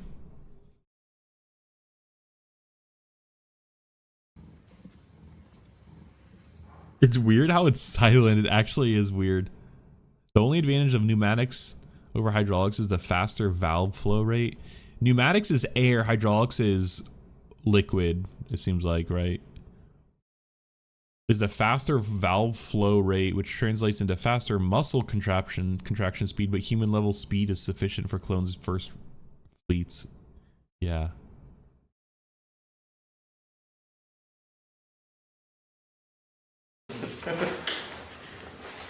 Can I get like a demo? Do you want to do your demo play? Yeah. Handshake or full? The full one. Why does this look like it was filmed in like... It doesn't stop, it has 90s. problem with spinal cord, so, but let's see. Just...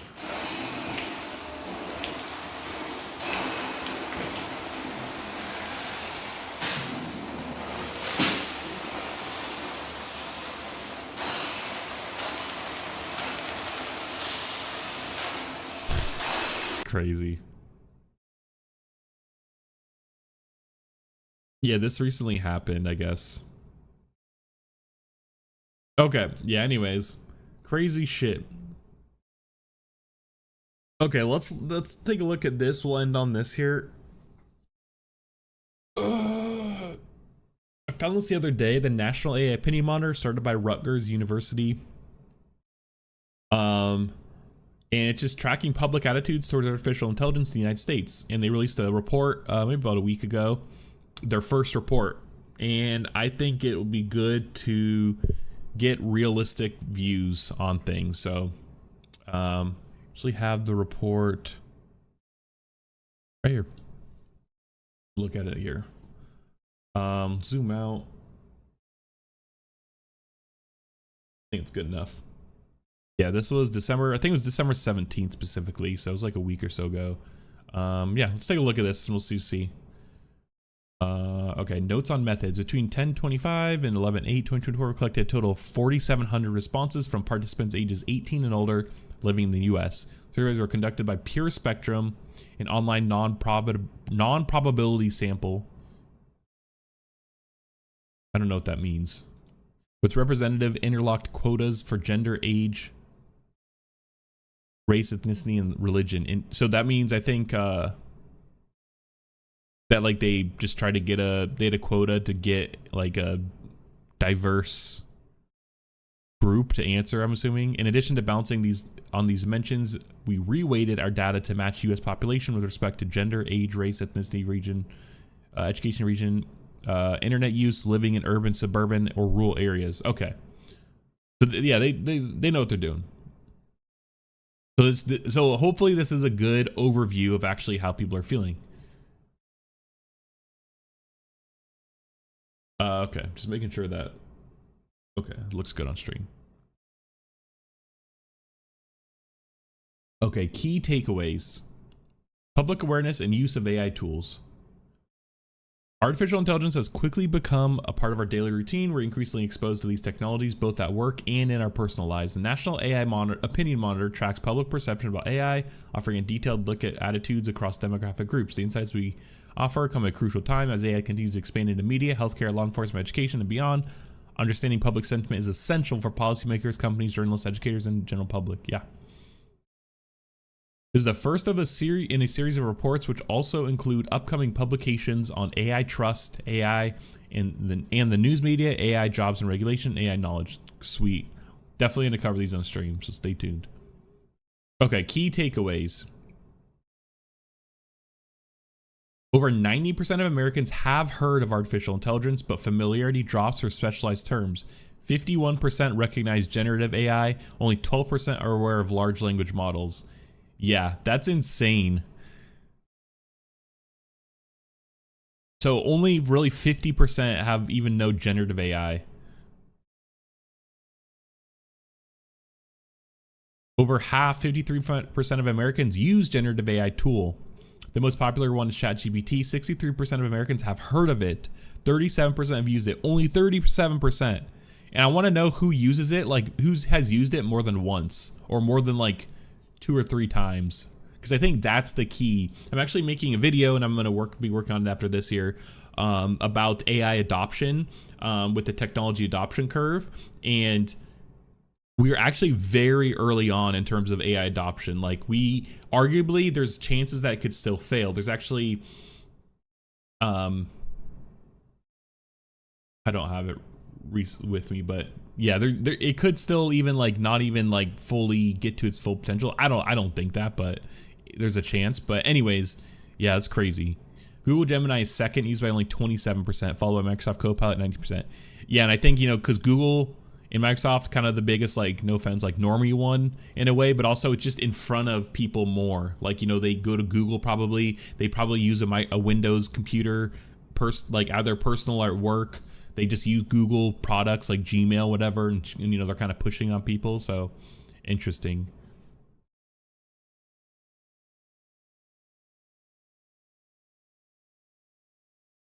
Younger, male, better educated, and higher income Americans are more likely to know and use generative AI tools, as well as be interested in the topic of AI.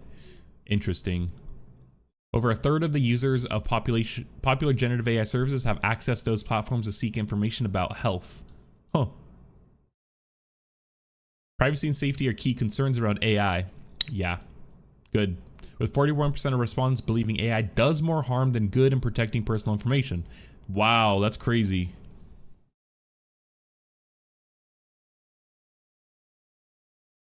And that's interesting because that's a big reason why I suspect, a big challenge I suspect in more broader AI adoption is trust and safety, privacy, but trust really.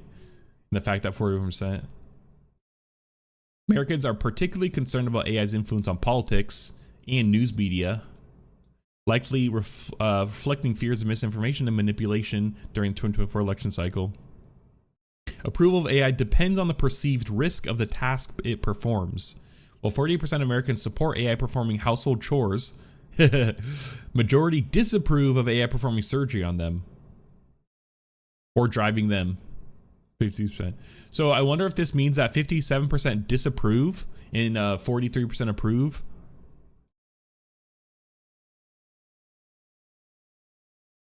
Well, I'm sure they'll show.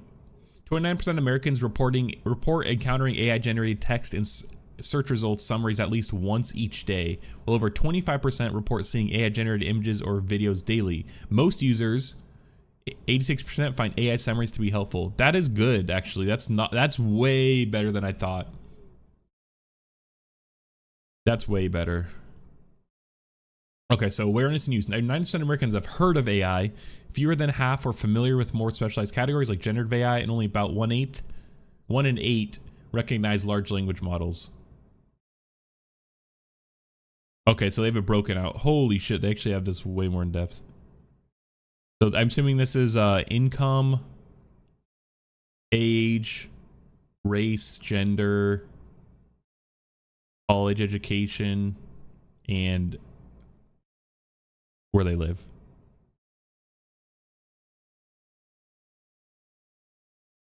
And honestly, it's if they said this like this, younger male, better educated, higher income Americans more likely to know, and it's likely going to be people in larger urban areas. Obviously, make more money, male, probably college educated, or more.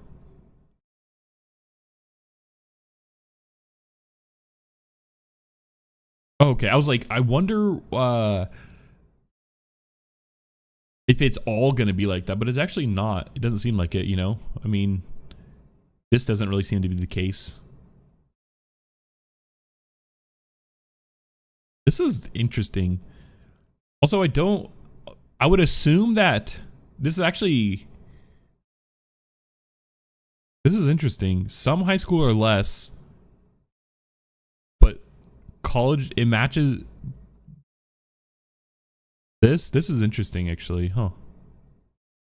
Okay. 65 and over are the highest. That's kind of surprising. Generative AI, large language models. The more specific you get, the less like the older people understand.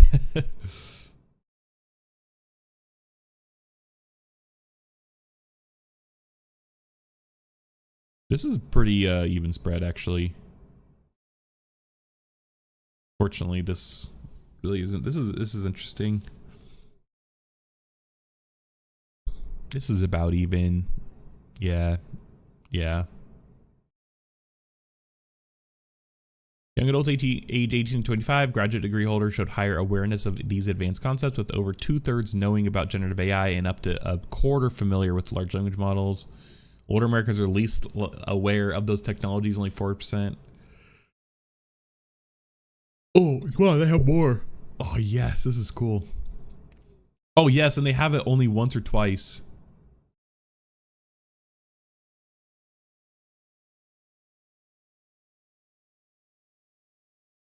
Yeah, once, have heard about it, but never used it once. Oh, people who use it once. How does this read this? Only respondents who have heard of the platform. Okay, I see.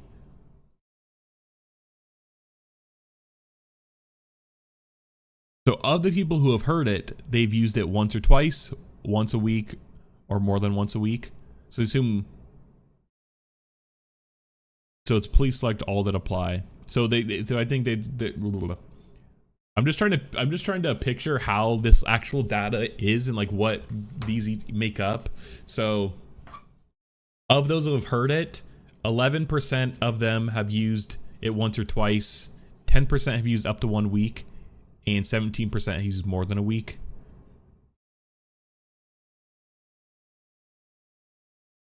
I'm assuming. Google Gemini is actually close behind.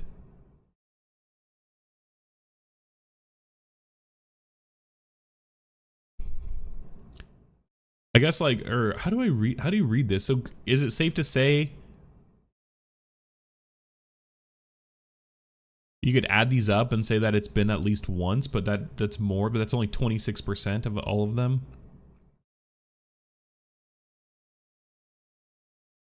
63% of Americans reporting have heard of the platform.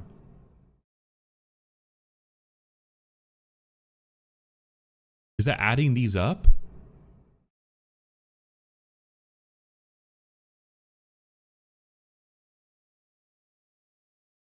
$26. Yes, you have 37, 47. Huh. The name ChatGPT was thus more recognizable compared to terms like generative AI or large language models. The second most popular service was Google Gemini at 50%. Okay, I see. So yeah, that's like, yeah, 30, that's 20, so 50.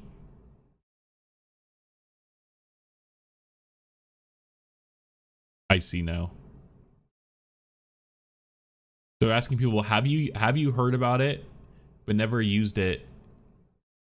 So they list all these platforms, and then they probably pick one. They either pick, have heard about it, never used it once or twice, up to once a week, more than once a week. Okay. I'm just trying to get ahead. Copilot, Google Bard. Does Bard even exist? I thought Bard was Gemini. DALL-E, that's OpenAI. Scribe, Claude. Claude is way down there, actually. That's interesting. Claude seems to be more with like people who use AI more. I mean, I definitely prefer Claude's, like, yeah, Claude over ChatGPT, just in terms of like the model, like Sonnet over 4.0 or whatever. Perplexity is still pretty low too. Interesting, AnyWord has actually a bump in people who use it more. And same with Claude, which I think this kind of concludes it too. Like, people use Claude a lot more.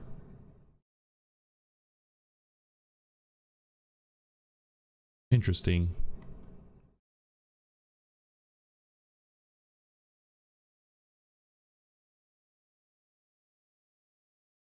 Over 30, so 37% response had used ChatGPT, 5% did so multiple times a day. 4% daily, 8% multiple times a week, 5% weekly, 5% monthly, and 11% only once or twice ever. How do you, they need to, some of the, I don't understand, like, they need to show numbers. I just want to see numbers, like, not percentages.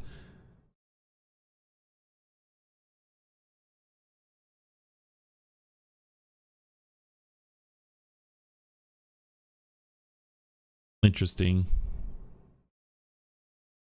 More than half of Americans had used one or more of the generative AI services we asked about. Use was more prevalent among young respondents, men, and people with higher socioeconomic status.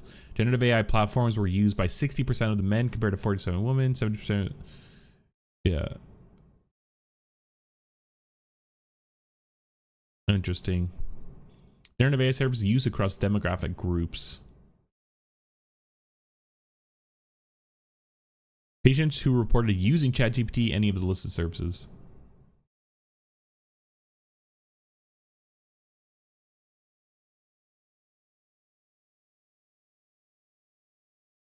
Interesting.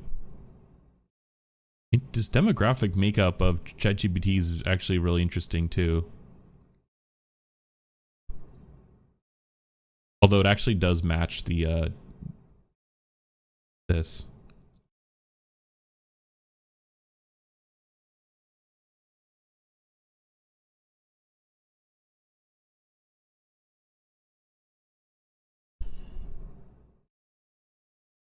Wow, this jump here is insane.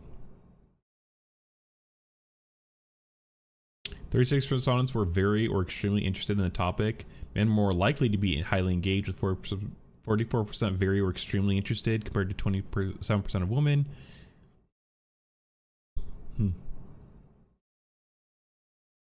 Interest in the topic. Not very interested at all, somewhat interested, very extremely interested. Okay, I was asking ChatGPT about like my target audience, like just based off of the content and like what I cover and everything. Who would be my target audience? And this kind of answers it for me here. But this makes sense. Like, my biggest demographic, I think, is 25 to 44. And I don't have that much data, so, but 25 to 44. I don't really know anything else beyond that. Oh, this is interesting. They have their who they voted for. Wow, this is so interesting. Because not interested at all, more Republicans are. Whoa, this is interesting. Okay. Republicans are less interested in AI than Democrats are. Independents are even more so less interested, but there's more somewhat interested. But by far, Democrat. That's interesting. And I wonder if it has to do, actually, it's not interesting. It's interesting, but it makes sense because This, the demographic that makes up this is like the typical like this is like a progressive, like just based on demographics, this is kind of describing a progressive. Maybe not necessarily male or younger, but better educated, higher income, lives in urban areas. That's literally like progressive, which is more Democrat. And it's interesting that 100K and over are way, like, the jump is insane, but I do wonder if it's maybe because there is some, no, you can use ChatGPT for free. There's a lot you could use for free. Maybe it's just they see the potential more because of they could leverage it in different ways more. I don't know. It's interesting. Same with the like college, even the graduate degree. That like the jump is insane. Maybe it's just complex. People don't care. I don't know. I think a lot of people aren't really that interested in like tech. They don't follow it as closely. I also wish they included Meta AI in this one, because I feel like that might be one that people use more because it's like built into Facebook.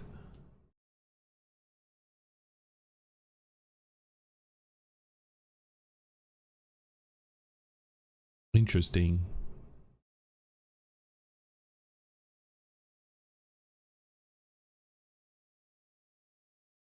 Across all services, personal use was considerably higher compared to professional or academic use. Among respondents who used ChatGPT, for instance, 86% accessed it at home, 35% at work, 14% at school. Among students using ChatGPT, 87% did so at home, 37% at work, 41% at school. Interesting. Wow. Okay.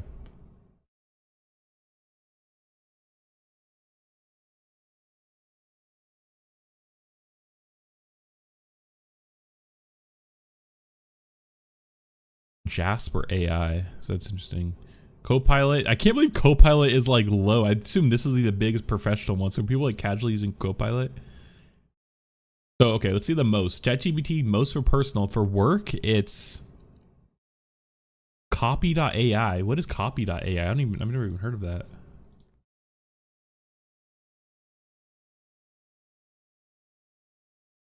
I actually looked at this the other day. Literally yesterday.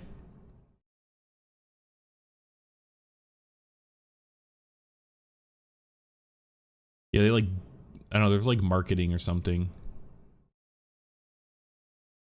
Oh, I love seeing like LLM agnostics shit like this.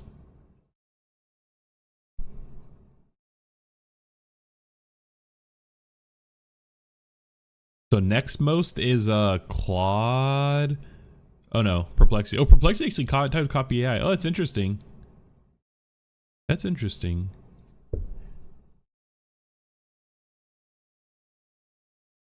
Taken together, these numbers suggest that while basic awareness of AI is nearly universal, use and interest are more prevalent among younger, better educated, higher income Americans. Moreover, awareness does not always translate into regular usage. Most people who know about these tools have either not used them or at all, or have only tried them a few times. Yeah, that was my conclusion coming into this. Like, I guess, yeah, it's interesting.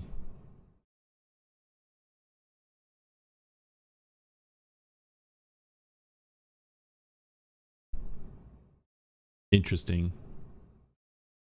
Oh, this is so insightful. What the hell? Okay, let's keep going. I have to go to the bathroom here in a sec. Okay, key topics Americans are exploring using generative AI services. Have you used these tools or services to ask questions or get information on the following topics? Please select all. Percentage among respondents who reported using each service. So these are people who've only used these services. Okay, politics, current affairs, health, entertainment, personal use, information, weather. Personal use is by far the largest. Wow.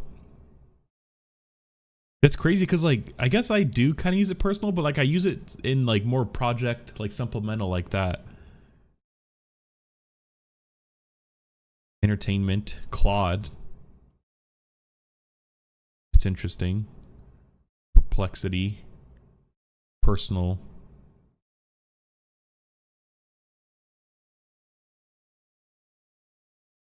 Claude has a bit different ones. That's interesting. I guess not that much, but ChatGPT's definitely differs the most from the rest.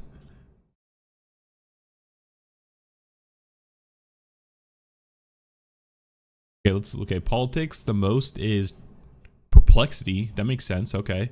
And Perplexity actually has pretty good for like they had like a politics for the election stuff, like a map and things. Like they had pretty good integration. Okay, current affairs. Claude.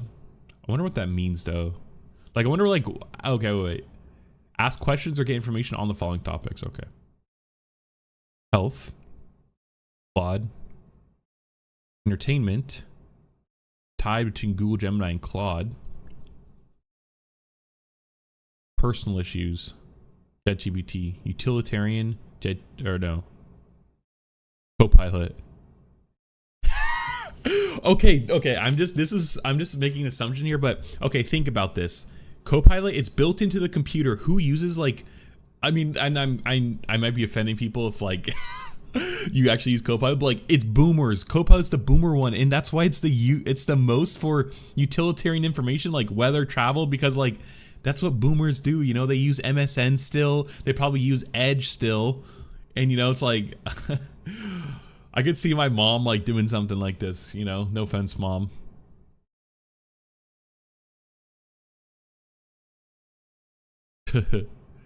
It's actually interesting that Claude is actually the most on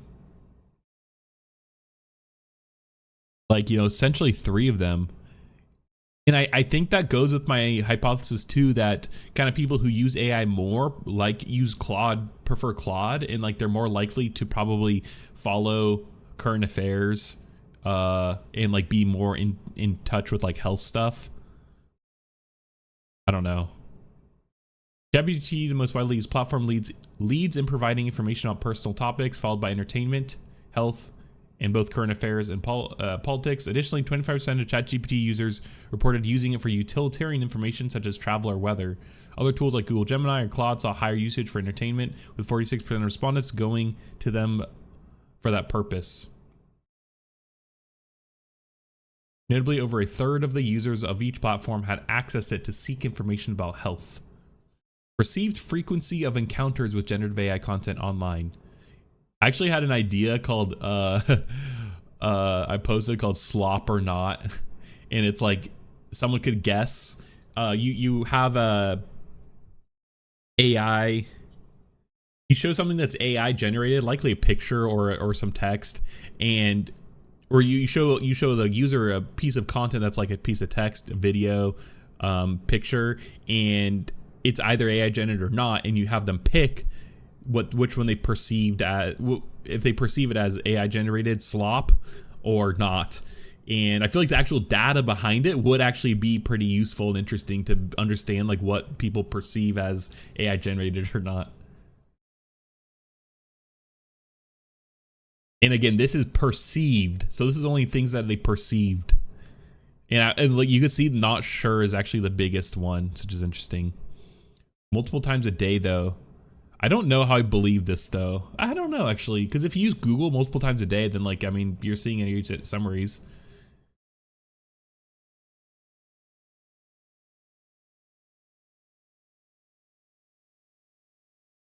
And actually, no, and they probably, this is going down, likely because this is actually pretty high into this, so interesting. AI-driven content is increasingly prevalent across the internet, and Americans are becoming more aware of their encounters with it. Our survey asked respondents how often they saw AI-produced text, images, videos, or search summaries. Yeah, this is probably the biggest share of that. Participants were most aware of encountering AI text and search summaries. 29% of the sample reported seeing at least once a day. 25% reported seeing images. For each of the content formats, slightly over a tenth of the respondents reported that they never encountered it, also revealing over a quarter of the respondents were not sure whether they had seen each type of content or not. Given that AI search summaries are one of the most widely used consumed types of AI content, we also examined public satisfaction with them. The majority of the respondents who reported seeing these summaries found them to be useful. Close to a third described them as extremely useful, while 55% said they're somewhat useful. A smaller proportion of the respondents reported that the summary were not very useful. But this is good though. So essentially 81% said that they were at least somewhat useful. I do wish they had an in between there, because I think that like I do think getting a feeling of like like if this wasn't here, I would probably be fine still. I don't know. I think that's kind of important. I don't know. And I think that's why this is heavily weighted probably too, is because there's no in between. And so they're probably like, I mean, it was somewhat, yeah. But I think that if there's an in between, this would probably be maybe a little bit less. I think it'd be more closer to extremely useful. But still, I guess that would still weight it pretty high. Or put it pretty, like, actually to be useful. Okay, here we go. I actually want to see more, like, opinion, though. Okay, American views of artificial intelligence with a mix of optimism and concern. While AI is seen as beneficial in many aspects of everyday life, people also report significant apprehension, particularly in situations where the stakes and risk are high. Will AI do more to help or hurt in different areas of life? AI helps more than it hurts. Not sure. Okay, so keeping their personal information private. Yeah. This is an interesting one because it's the people who are voluntarily asking it things that may be private is the only really way that they could get that information, because I mean, if so, it's already exists on the internet, which anyone could get anyways. So this yeah, I don't know. I'm curious about what the this is. Okay, because this police maintaining public safety, to me this seems like a bigger one because of the discriminatory, or like not discriminatory, I guess maybe even that, but like bias of AI. Like this seems worse. Companies providing quality customer service. Yeah, this is easy. Low-hanging fruit. This is interesting. People taking care of their health. Not sure's are interesting on this too, actually. Doctors providing quality care to patients. Companies making safe cars and trucks. These are kind of broad though. I don't know. People finding accurate information online. Yeah, I mean, it's pretty, yeah, interesting. People finding products and services they're interested in online. So I guess you could, it's kind of like, definitely like risk. This is an interesting like curve here. This is interesting, yeah. Privacy emerges key area of concern, with 41% of respondents believing AI hurts more than it helps when it comes to keeping personal information private, compared to 25% who thought it helps more than it hurts. In the area of public safety, respondents were almost evenly split, 32% saying it does more harm and 30% saying it does more good. In contrast, AI was viewed more favorably in domains like customer service, healthcare, and information seeking. For instance, 41% of Americans thought AI did more help customer service. Yeah. We also asked whether respondents were more excited or more concerned about the use of AI in different social arenas. In their responses, 58% of Americans expressed concerns about AI's role in politics.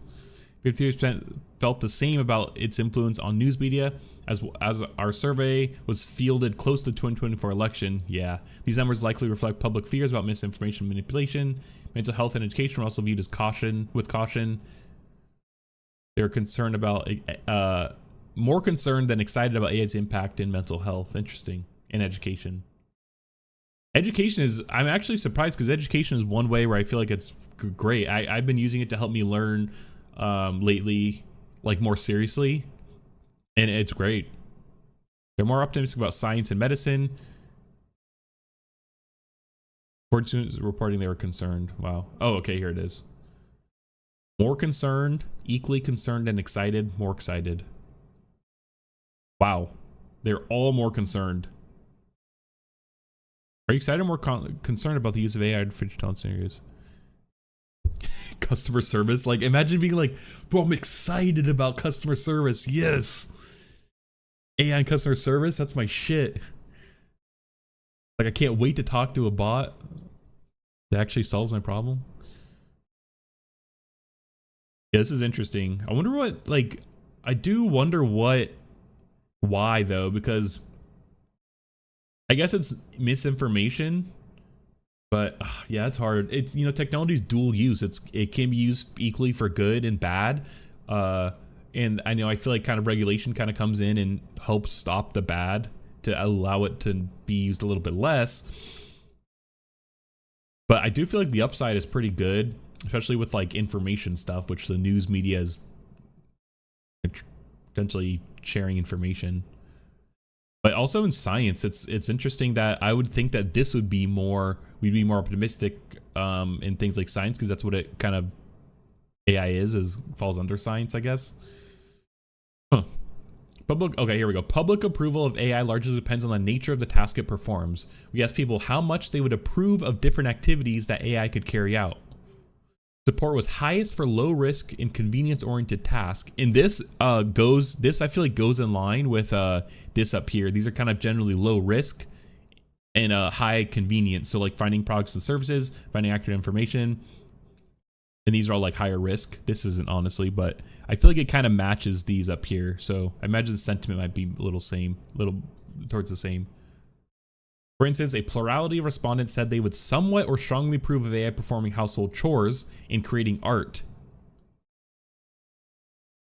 Interesting. Approval was also relatively high for the use of AI in persuading people to buy products.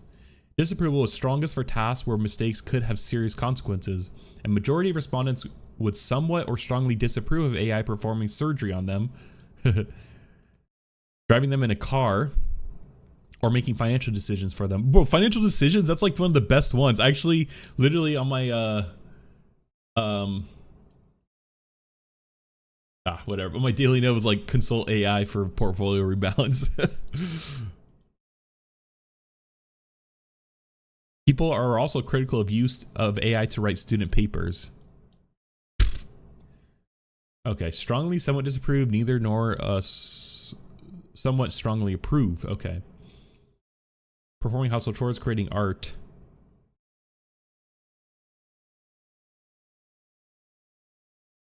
Interesting. Identifying best ways to sell your product, making travel arrangements for you, writing news stories.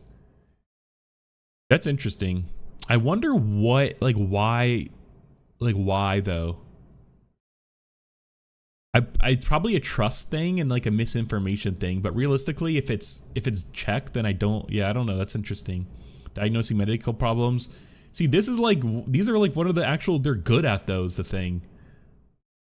Responding to emails for you, making financial decisions for you, writing student papers, driving in a car, performing surgery.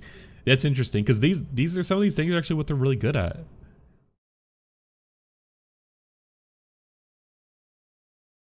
All right. Overall public attitude towards AI reflect a somewhat cautious assessment of capabilities and limitations. While AI is welcomed for its ability to improve convenience, creativity, and access to information, skepticism remains higher in areas requiring trust, safety, and ethical considerations. Yep, and this actually kind of goes with the hypothesis / conclusion I had, where this is what the biggest area is for us to get over the hurdle for mass AI adoption. We have to get over that hurdle.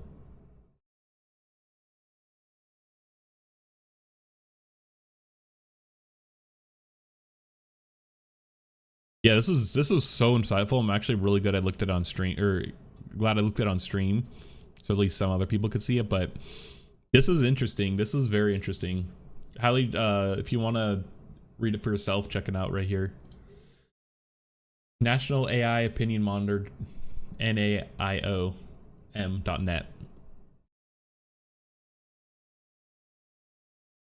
Wonder when the next report's gonna come out. Do they have like a Twitter account or someone I want to email them?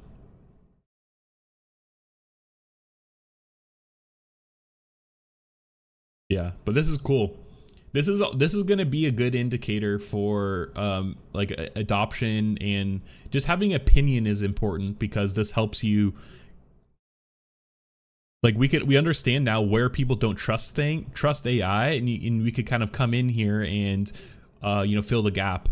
understand, build things, market, educate around the gaps here. Cool. That's all I planned for today's stream. I hope you guys enjoyed it. Happy New Year, everyone. 2025. Let's go. We'll be back tomorrow, 9 a.m. for the usual news stuff. Didn't stream yesterday because it was I don't know, I guess it was kind of a holiday for me. I genuinely forget, like my days kind of blend together a little bit, and I didn't even realize it was New Year's Eve. So yeah, all right, we'll be back tomorrow 9 a.m. though. Thanks for tuning in, everyone. I appreciate it. Subscribe to my YouTube channel, follow me on X, and I'm launching my newsletter again here soon. So we'll see. Oh, my camera froze. Whatever. All right, see you guys. Thanks for tuning in. Appreciate it. See you tomorrow 9 a.m. Peace.